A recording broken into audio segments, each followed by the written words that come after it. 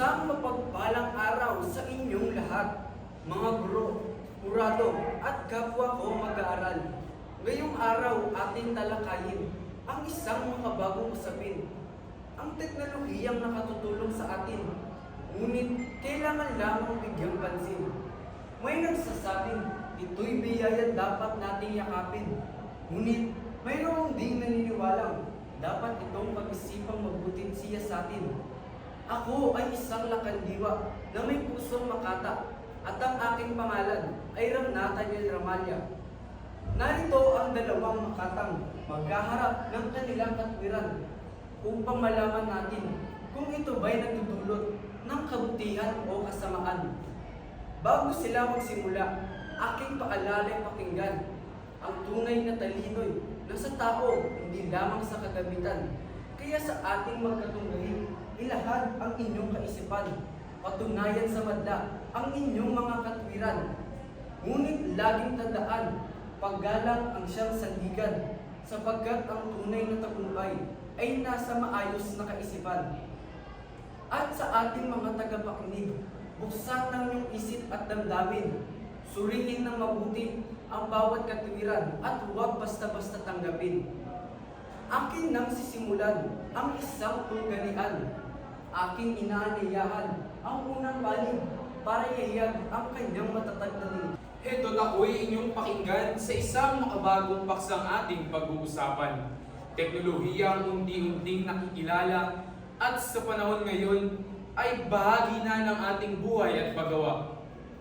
Sa isang simpleng tanong, maaari itong magbigay kasagutan at sa mahirap na aralin, maaari itong maging gabay sa kaalaman. At sa ating unang yugto ng talakayan, nais ko nang bigyang linaw ang pagpapakilala at aking paninindigan. Na AI ay hindi pinapalitan ng ating isip at hindi rin pinapalitan ng isip ng mga estudyanteng nais matuto. Kaya aking katunggali, tandaan ang aking sinabi. AI ay kasangkapan lamang, ang isip pa rin ng tao ang siyang susi. Heto't ako'y inyong pakinggan. Ako si Mercy J. Tivos, nagmula sa President Corazon Cory C. Aquino National High School. Mambabalagdas na ipinaglalaban na ang AI ay nagpapahina ng kritikal na pag-iisip at pagkamalikain ng mga mag-aaral. Kaya ako ay mariing naninindigan, AI ay may dalang panganib sa kabataan. Sagot na mabilis na nakikita, ating pag-iisip ay dilubhang naasa. Kung AI ang palaging aasahan, paano muhubugin ang sariling kaisipan? Pagkamalikha ay unti-unting nawawala dahil hindi na lubusang pinag-iisipan. Kaya kung edukasyon ang pag-usapan, ba't AI pa ang kailangan? Sa paghahasa ng isipan, ipairal iyong katalinuhan. Ito ay hamon sa lipunan. Nililipot ito ang ating kinagisnan. Mga libro at kritikal na pag-iisip ng nakaraan ay unti-unting pinapalitan na magagatang payagan. Isipin mo ang susunod na henerasyon. Di ba't kung gagamitin nila ito upang mapabilis ang kanilang intensyon? Tila hindi makatuwid ang saloobin. Sinisibing gawain ay dapat pagtuunan ng pansin. Sa larangan ng pagkamalikhain, may ulat isang universidad. Gawang AI walang damdamin at personalidad. Pagkamalikha ay unti-unting nawawala dahil teknolohiya na ang lumilikha. Marahil ang ating pagiging malikhain galing sa sariling damdamin at karanasan. May iba't ibang simbolo at saysay na pinag-iisipan ng lubusan. Paano lalago ang sariling imahinasyon at galing kung isip ng AI ikay ng umali? Hindi nasusukat sa bilis ang edukasyon, bagkus sa paghubog ng tamang isip at desisyon. Ang katarungan at katapatan ay paunlad upang sa hinaharap ating pangarap ay tiyak na matutupad. At huli akong magsasalita dahil may sagot ako sa inyong pangamba. Sabi niyo, AI raw ay nakakasira ng kritikal na pag-iisip. Ngunit, hindi ba't maaari itong gamitin upang ang ating isip ay mas maging matalas at mabilis? Kapag may sagot ng AI, huwag agad ito paniwalaan. Magtanong, magsuri, at maghanap ng kasagutan. Bakit ito ang sagot? Iyan ang dapat nating isipin. May katibayan ba ito? Iyan ang dapat nating siyasatin. Kaya aking katunggali, ito ang tanong ko sa iyo. Kung maaaring gamitin ang AI upang matuto, bakit natin ito tinatanggihan ng buo? Sabi nyo, AI nakasisira ng pagkamalikhain. Pero bakit hindi natin ito gamitin upang makabuo ng mga sariling ideya sa ating isip? Sa paraang iyan, para mo na rin pinalitan. Iyong gurong ikay lubos sa pinagsusumikapan sa pagtuturo ng leksyon ng kaalaman ay dapat parangalan. Ika nga ni Dr. Jose Rizal, kabataan ng pag-asa ng bayan. Ngunit kung AI ang papanigan, paano na lang ang ating kinabukasan?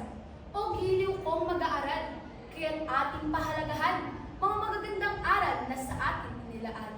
Kaya't ipaglalaban ko ang aking kasabutan. Pinapahina ang kritikal na pag-iisip ng teknolohiyang dali kapahamakan. Kaya't marapat na wakasan na upang libro at pakikinig ang dapat mahalaga. Sa panahon ngayon, ang sagot ay isang pindot na lamang ang lalo. Paano pa sila mag-iisip ng mas malalim palalo? Kaya't aking kapwa mag-aaral, nasa atin ang pagbabago patungo sa ating pagkatuto. Ang AI may gabay lamang, ngunit ito ay dapat gamiting may hangganan. Dahil alam natin na ang isip ng tao ay isang kayamanan at hindi ito mapapatayan ng makina lamang. Kaya't ako ay mag-iiwan ng aking paalala. Ang karunungan ay hindi lamang sa teknolohiya. Ang edukasyon ay bunga ng ating katapatan. Halina't mag-isip at tumuklas sa malikhaing paglalakbay ng buhay. At ngayon, aking ilalahad ang pinakamatibay kong dahilan kung bakit ako hindi uurong sa aking paninindigan. Hindi ko sinasabing AI ay hindi masama.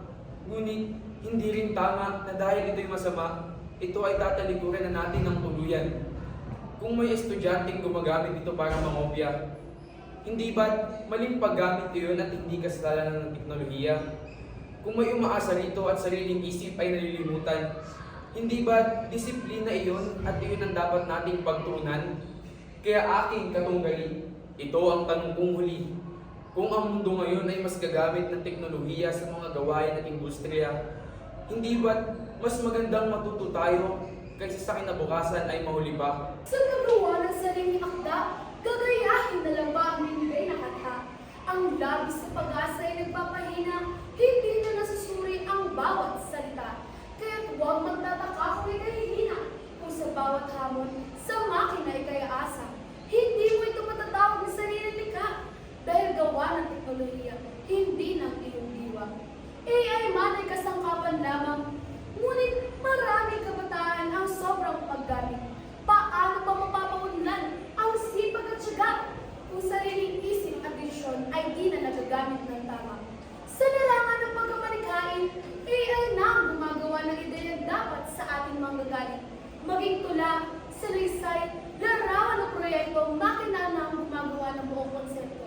Ngunit, di ba't ang pagiging malikhain sa napakagandang biyaya?